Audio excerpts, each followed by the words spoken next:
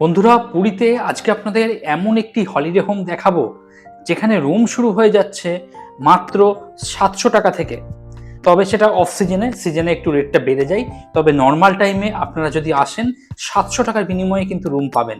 আর সব থেকে বড় সুবিধা হলো এখান থেকে সমুদ্র জাস্ট 2 থেকে 3 মিনিটের হাঁটা পথ। 301 নম্বর, এটা একটা নন এসি রুম, দেখতেই পাচ্ছেন বেশ বড় রুম।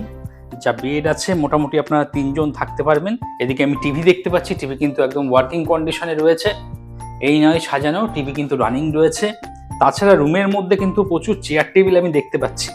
এখানে একটা চেয়ার রয়েছে, এখানে আরও একটা চেয়ার দেওয়া রয়েছে, দুটো চেয়ার রয়েছে, ছোট একটা টেবিল দেওয়া রয়েছে, আপনারা বসে খাওয়া দাওয়া করতে পারবেন। ছোট একটা টুল দেওয়া রয়েছে। আর রুমের মধ্যেই কিন্তু বেসিন রয়েছে, তো বাথরুমে যাওয়ার কোনো প্রয়োজন নেই। আপনারা হাত মুখ ধোয়া বা যে কোনো কাজ কিন্তু এই বেসিনেই সারতে পারবেন। এদিকে আয়না দেওয়া রয়েছে।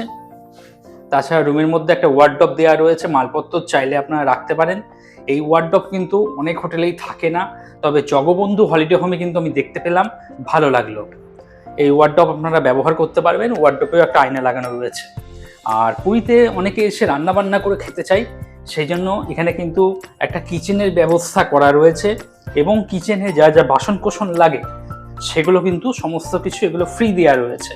অর্থাৎ এই যে বাসন কোসনগুলো আপনাদের দেখাতে পাচ্ছি, এগুলোর জন্য কিন্তু আপনাদের এক নয়া পয়সাও কিন্তু গুনতে হবে না। আপনারা জাস্ট রুম ভাড়াটা পে করবেন, তাহলেই হবে।